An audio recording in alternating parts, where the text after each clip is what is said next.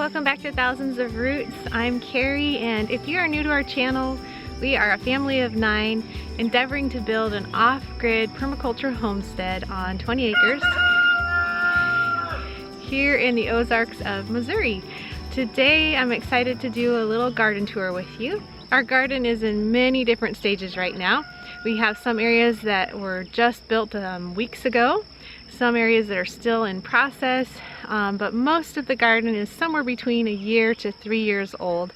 And then we do have a few little apple trees that have been in the ground for about 6 years now. So the history is we have spaces that are anywhere from a week old to 6 years, but most of this garden is 1 to 2 years old. I just absolutely love gardening and love learning about gardening. So yeah, hope this little tour blesses somebody out there today. We give all glory to our Creator, Yahweh, who has blessed us with this space. This has been a huge team effort to put all this together. So here we go. All right, so right off of our new little patio area is the newest garden space. This is all just a work in progress. We have a sweet potato bed here. We've got a little perennial area. It's coming together over here. It's going to be perennial herbs and flowers and edibles. And then another annual bed over here that's got some yams planted. It's morning, so the birds are noisy. I'm just gonna try and speak around all the bird noises. So over here we have a potato patch, and some of these just came back from last year. They were potatoes we missed and they came up. Most of them are Norland Reds, I believe, that we planted in here. Over on this side we've got peas and carrots that are almost done. So we're going to be planting some spaghetti squash in there. All along our back raised bed, which we put in to help keep nutrient in the garden. We have floodwaters that come through here still. We're working on flooding issues. So this raised bed is actually not much of a raised bed anymore. It's getting filled up with wood chips on the edge there, but we have 2 different varieties of thornless raspberry. This one here, I believe, is called Nova. Go the chickens. Mr. Rooster chasing his favorite hen. Then on the other side, these ones are taller. This is their 2nd year here. These are Joan Jay raspberries, and the bed's kind of filling in a little too heavily with chocolate mint. We've already trimmed it twice. This season needs trimmed again. Then coming around the corner on this side is you're noisy, Mr. Rooster. We have strawberries and asparagus. And if I turn about over here, this is Caleb's poor bed. It's been flooded. You can tell there's flood marks. It's been flooded so many times. He does have a few little tomatoes hanging on, some lemon basil, peppers, some calendula, but we need to just kind of redo this whole bed because of flooding. Okay, then coming back to the edge of the root cellar where the patio ends, we're making way for a cement rock pathway here, and eventually we're going to have those hopefully running throughout the main part, at least the area of the garden that's closest to the house. That way we'll have no weed maintenance in the pathway. And I should probably mention really quick that we do kind of a combination of a back to Eden, no dig, all organic, and tailored for crazy Missouri kind of gardening. So it's kind of a hodgepodge of a lot of different things.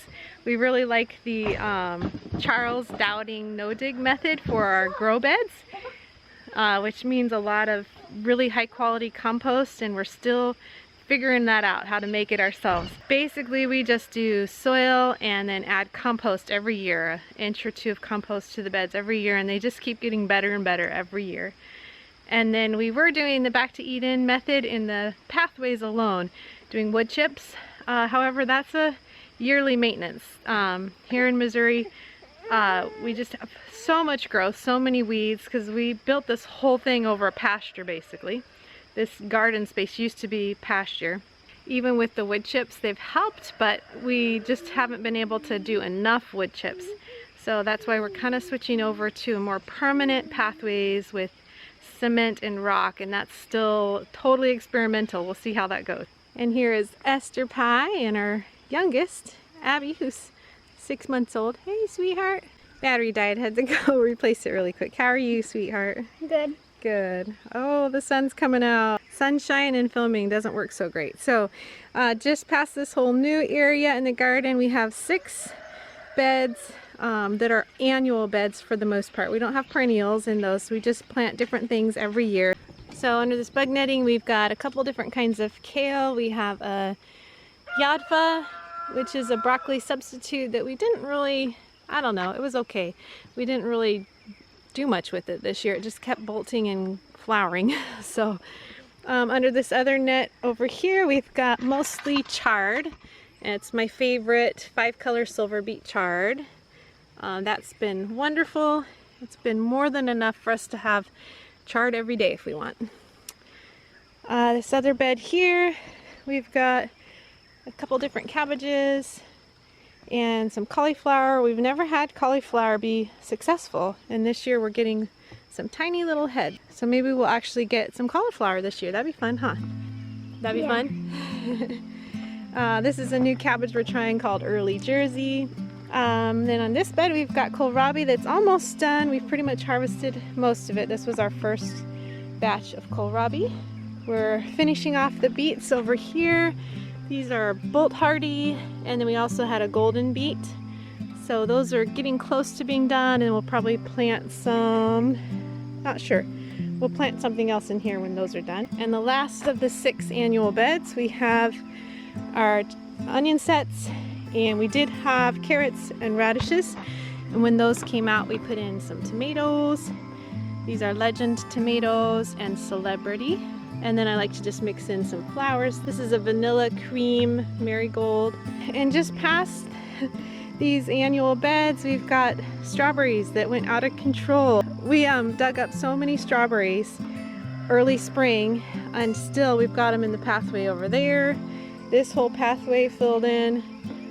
So we've just got craziness with the strawberries, but they've been fantastic. It's the first year that we've actually had enough that I'm gonna get to try and make some no pectin, no sugar jam. So just using honey and green apples as a pectin substitute. So looking forward to trying that this year. All right, and then just past all of these annual beds is a kind of a perennial area. Here is a flying dragon citrus tree here. We've got more chocolate mint around the bottom and a Pixwell gooseberry. We have another perennial bed over here. It's mostly flowers and herbs. I've got different mints, echinacea, flax, and then I do really like to do red roselle, and we use the calyxes from this for tea, hibiscus tea. Hard to tell on the camera, but it's kind of a horseshoe shape here, and I am at the rounded end here. This is our blueberry patch. Well, we've had trouble with blueberries, so this year we tried what's called honeyberries. So we have some new honeyberry plants in here, and then also rhubarb. And then I like to plant little zinnias and cosmos and things so that we have some cut flowers through the summertime. Along the very back raised bed is mostly Egyptian walking onions. We did do some radishes and beets, and we're trying to do a few little tomatoes plugged in there as well. This is a cold hardy hibiscus.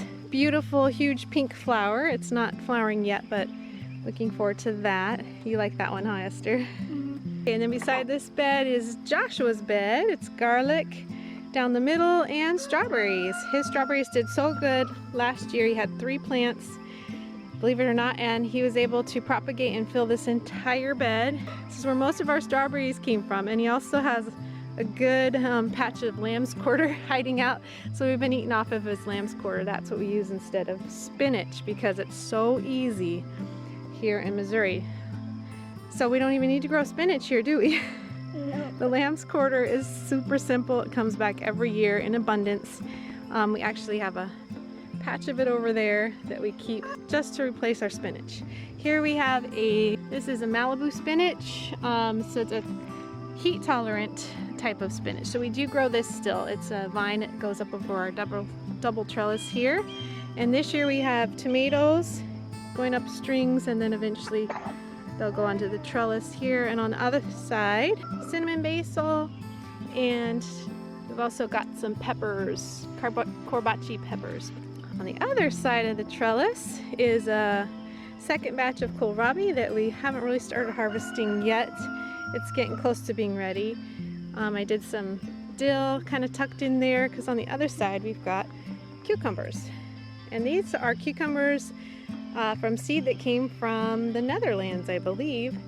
A family sent us some seeds, so that's fun to have seeds from the other side of the world growing right here in Missouri. Cucumbers have a hard time here because of the cucumber beetle. It gets real hot real fast and dry just after our rainy season, so cucumbers kind of struggle for us, but I tried to plant a lot this year so that hopefully some will make it. All right, down on the other end of the trellis, double trellis, we have perennial areas.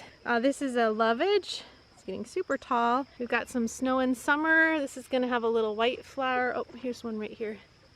This has a little white flower, really pretty, kind of silvery foliage. Got some lavender tucked in. And then this is Arctic Fire Dianthus, a really pretty little flower, ground cover.